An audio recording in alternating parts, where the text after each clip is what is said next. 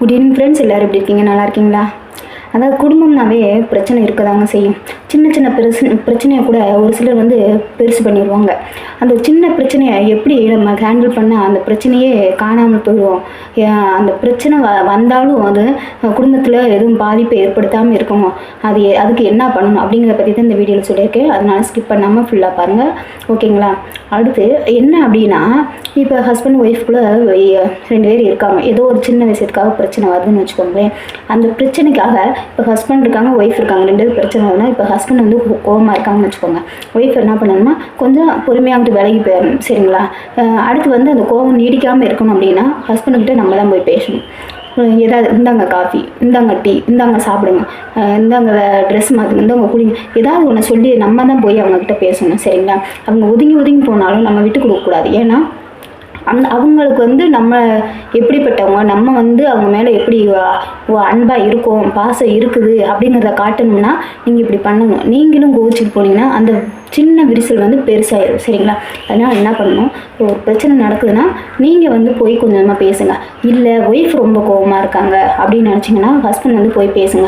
என்னம்மா கால் வலிக்குதா, என்னம்மா ஏதாவது அவங்களுக்கு ஏதாவது ஹெல்ப் பண்ணுற மாதிரி அதை செய்கிறது. சரி, நான் டீ போடுறேன். அவங்க பெருசாக எந்த வேலையும் செய்ய விட மாட்டான். இருந்தால் நான் அந்த டீ போடுறேன், இந்த மணி டீ தலை வலிக்குதா அப்படின்னு ஏதாவது ஒன்று, இந்த ட்ரெஸ் போடுமா, இது நல்லாயிருக்கும், வாங்க அந்த எங்கள் திருவிழா நடக்குது, அங்கே திருவிழாவுக்கு போகலாம், இல்லாட்டி ஏதாவது கோயிலுக்கு போகலாம், மனசு ஃப்ரீ ஆயிரும், இல்லாட்டி வாங்க பார்க்குக்கு போகலாம், இல்லாட்டி வாங்க உங்கள் அம்மா வீட்டுக்கு போயிட்டு வந்துடலாம், கொஞ்சம் மனசு ஃப்ரீ ஆயிரும், நீ அவங்கள பார்த்தீங்கன்னா கொஞ்சம் ஃப்ரீயாக அப்படின்னு சொல்லி சின்ன சின்ன விஷயங்களை அவங்களுக்காக நீங்கள் விட்டு கொடுத்து போங்க, சரிங்களா? அப்படி போகும்போது என்ன பண்ணால் ஒருத்தர் புரிஞ்சு நடந்துக்கிட்டோம் அப்படின்னம்னா குடும்பத்தில் பிரச்சனையே இருக்காது. நீங்கள் ஒய்ஃபும் சரி ஹஸ்பண்டும் சரி, நீங்கள் நீ பெருசாக நான் பெருசாக நினச்சிக்கிட்டே இருந்து நம்ம அப்படியே கோவமாகவே இருந்தோம்னா குடும்பத்தில் ஒரு நிம்மதியும் இருக்காது, சந்தோஷம் இருக்காது. நீ ஒரு பக்கம் போயிடுவோம், நீ ஒரு பக்கம் போயிடுவோம். ஆனால் குழந்தைங்க என்ன பண்ணுவாங்க சொல்லுங்கள்? குழந்தைங்க அம்மா பார்ப்பாங்களா, அப்பா பார்க்க போவாங்களா? சரிங்களா? ஆளுக்கு ஒரு பக்கம் முறைச்சிட்டு போயிட்டோம்னா குழந்தைங்களோட நிலைமையை நம்ம யோசிச்சு பாருங்க, சரிங்களா? அதனால நம்ம குழந்தைகளுக்காக ஹஸ்பண்ட் ஒய்ஃப் உண்மையான பாசம் இருக்குது அப்படின்னா யாருமே விட்டுட்டு போகணும்னு நினைக்க மாட்டாங்க, சரிங்களா? எங்கிட்ட சுற்றியோ ஒரு நாள் 2 நாளைக்கு போகிறாங்கன்னா அவங்களால நிம்மதியாக இருக்கவே முடியாது. ஹஸ்பண்டாக இருந்தாலும் சரி, ஒய்ஃபாக இருந்தாலும் சரி, விட்டுட்டு போகிறாங்க அப்படின்னா அவங்களுக்கு எப்பயுமே தன்னோட குழந்தைங்களை தான் பொண்டாட்டி தன் புருஷன் அப்படின்னு சொல்லிட்டு அவங்க ஞாபகமாகவே இருக்கும். எப்படா அவங்கள பார்ப்போம், எப்படா அவங்க கூட பேசுவோம். அவங்க எதிர்பார்க்குறது என்னவா இருக்குன்னா நம்மக்கிட்ட இருந்து அவங்களுக்கு ஏதாவது என்ன சொல்லணும்னா ஒரு ஆதரவான வார்த்தை வருமா அப்படிம்பாங்க அப்படின்னு எல்லாரோட மனசுலையுமே இருக்கும். ஏன்னா ஈகோ பிடிச்சிட்டு நீ பேசினாதான் நான் பேசுவேன், நீ பேசினாதான் நான் பேசுவேன் அப்படின்ட்டு இருந்தோம்னா குடும்பம் 2 ஆயிரும், சரிங்களா? அதனால ஈகோ இருக்கக்கூடாது, சரிங்களா?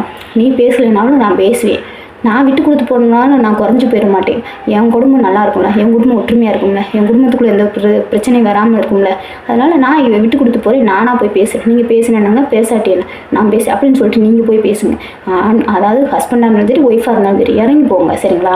அடுத்தவங்கள்ட்ட நீங்கள் இறங்கி போகிறது இல்லை. உங்கள் ஒய்ஃப் கிட்ட போகிறீங்க, உங்கள் ஹஸ்பண்ட்கிட்ட தான் இறங்கி போகிறீங்க. உங்கள் பிள்ளைகளுக்காக பார்க்குறீங்க. நீங்கள் 2 பேரும் சேர்ந்துருந்தால் தான் உங்களோட குழந்தைகளோட எதிர்காலம் நல்லாயிருக்கும், சரிங்களா? அதனால் ஈகோ பிடிக்காதீங்க, சரிங்களா? ஒருத்தர் புரிஞ்சு விட்டு கொடுத்து தன் குழந்தைகளுக்காக இருங்க. நல்லது கெட்டது நீங்கள் 2 பேரும் சேர்ந்துருந்தால் தான் குடும்பம் நல்லாயிருக்கும், சந்தோஷமாக இருக்கும், சரிங்களா? நீ ஒரு பக்கம் போயிட்டா, நீ ஒரு பக்கம் போயிட்டீங்கன்னு வச்சுக்கோங்களேன், நம்ம குழந்தைங்க அணையதாக போயிடுங்க. எத்தனை பேர் இருந்தாலும் தன்னோட பெற்ற தாய் தகப்பை மாதிரி யாரும் பார்த்துக்க மாட்டாங்க. அவங்களுக்கு இருக்கிற அக்கறையும் அன்பும் வேறு யாருக்கிட்டையுமே இருக்காது. ஒரு நேரம் சோறு போடுவாங்க, 2 நேரம் சோறு போடுவாங்க. அவங்கள எல்லா நேரமும் பார்த்துக்க மாட்டாங்க. நீங்கள் அடித்தாலும் அவங்கள தூக்கி உட்கார வச்சு கொஞ்சுவீங்க. ஆனால் மற்றவங்க அப்படி இருப்பாங்களா? இருக்க மாட்டாங்க, சரிங்களா? புரிஞ்சுக்கோங்க. உங்கள் குழந்தைகளுக்காக நீங்கள் புரிஞ்சு நடந்துக்கோங்க. ஒருத்தர் விட்டு கொடுத்து போங்க, சரிங்களா?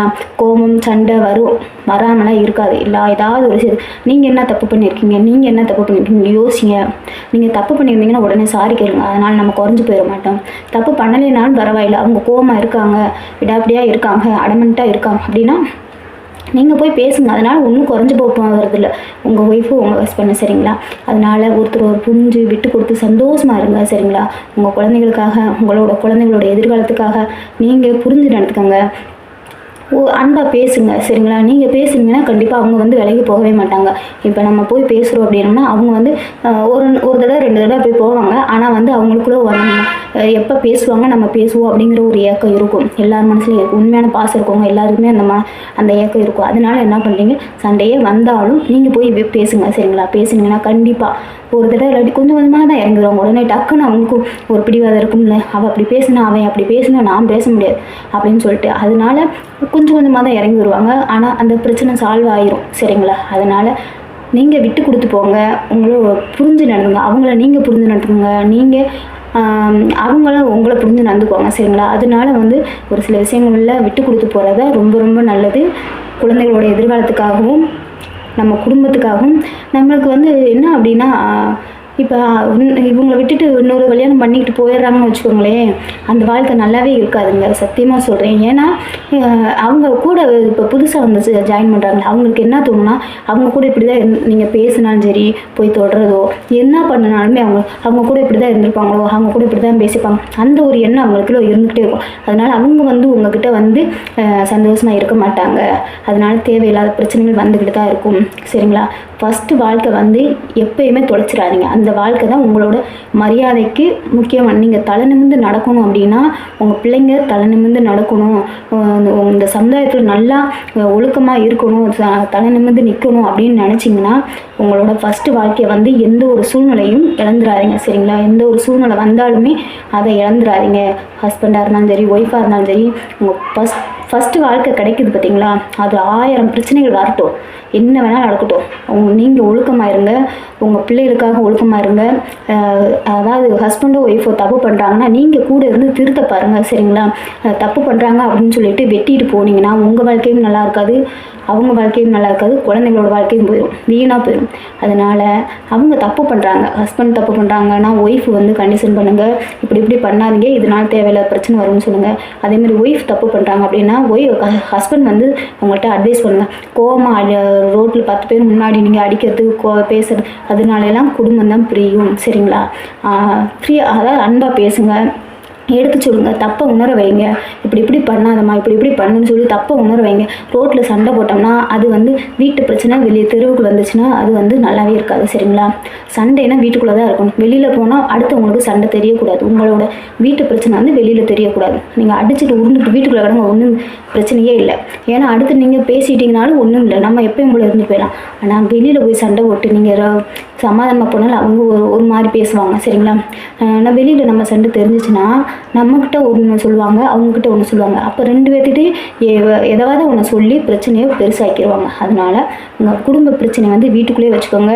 பிள்ளைங்க முன்னாடி எப்பயுமே சண்டை போடாதீங்க சரிங்களா. பிள்ளைங்க ரொம்ப ஃபீல் பண்ணுவாங்க, அவங்க முன்னாடி எப்பயுமே சண்டை போடாதீங்க. முடிஞ்ச அளவு அவங்கெல்லாம் இப்போ உங்கள் என்ன சொல்கிறதுனா உங்களோட பேச்சுவார்த்தைகளை வச்சுக்கோங்க, சண்டையை வச்சுக்கோங்க, பிள்ளைகளை பார்த்துக்கோங்க, பிள்ளைகளுக்காக உங்கள் வாழ்க்கையை பார்த்துக்கோங்க. உங்கள் வாழ்க்கையை நீங்கள் உங்களுக்குள்ள ஒரு புரிதல் இல்லைனாவே உங்கள் வாழ்க்கை ஒன்றும் இல்லாமல் போயிடும் சரிங்களா.